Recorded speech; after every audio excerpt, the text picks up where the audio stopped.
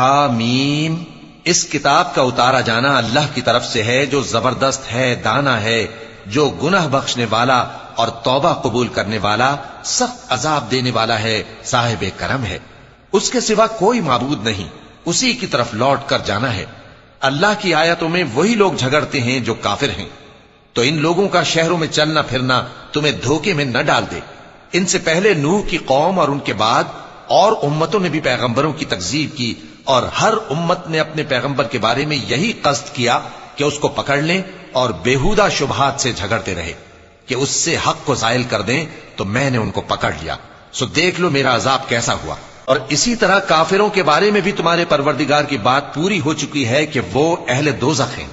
جو لوگ عرش کو اٹھائے ہوئے اور جو اس کے گردا گرد حلقہ باندھے ہوئے ہیں یعنی فرشتے، وہ اپنے پروردگار کی تعریف کے ساتھ تسبیح کرتے رہتے ہیں اور اس پر ایمان رکھتے ہیں، اور مومنوں کے لیے بخشش مانگتے رہتے ہیں کہ اے ہمارے پروردگار، تیری رحمت اور تیرا علم ہر چیز کو سموئے ہوئے ہے، تو جن لوگوں نے توبہ کی اور تیرے رستے پر چلے ان کو بخش دے اور دوزخ کے عذاب سے بچا لے۔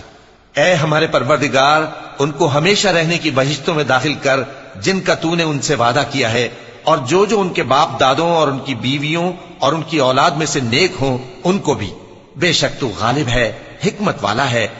اور ان کو بری حالتوں سے بچائے رکھیو، اور جس کو تو اس روز بری حالتوں سے بچا لے گا تو تو نے بے شک اس پر مہربانی فرمائی، اور یہی بڑی کامیابی ہے۔ بات یہ ہے کہ حق کو قبول وہی کرتے ہیں جو سنتے بھی ہیں، اور مردوں کو تو اللہ قیامت ہی کو اٹھائے گا، پھر اسی کی طرف لوٹ کر جائیں گے۔ اور کہتے ہیں کہ ان پر ان کے پروردگار کے پاس سے کوئی نشانی کیوں نازل نہیں ہوئی؟ کہہ دو کہ اللہ نشانی اتارنے پر قادر ہے، لیکن اکثر لوگ نہیں جانتے۔ اور زمین میں جو چلنے پھرنے والا حیوان یا اپنے پروں سے اڑنے والا پرندہ ہے، ان کی بھی تم لوگوں کی طرح جماتے ہیں۔ ہم نے کتاب یعنی لوح محفوظ میں کسی چیز کے لکھنے میں کوتاہی نہیں کی۔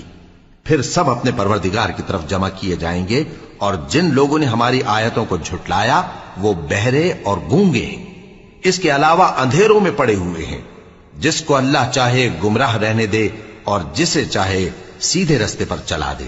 کہو کافرو، بھلا دیکھو تو اگر تم پر اللہ کا عذاب آ جائے یا قیامت آ موجود ہو تو کیا تم ایسی حالت میں اللہ کے سوا کسی اور کو پکارو گے؟ اگر سچے ہو تو بتاؤ۔ شروع اللہ کا نام لے کر جو بڑا مہربان نہایت رحم والا ہے۔ ہم نے اس قرآن کو شب قدر میں نازل کرنا شروع کیا، اور تمہیں کیا معلوم کہ شب قدر کیا ہے؟ شب قدر 1000 مہینے سے بہتر ہے۔ اس میں فرشتے اور روح القدس ہر کام کے انتظام کے لیے اپنے پروردگار کے حکم سے اترتے ہیں۔ یہ رات طلوع فجر تک امن و سلامتی ہے۔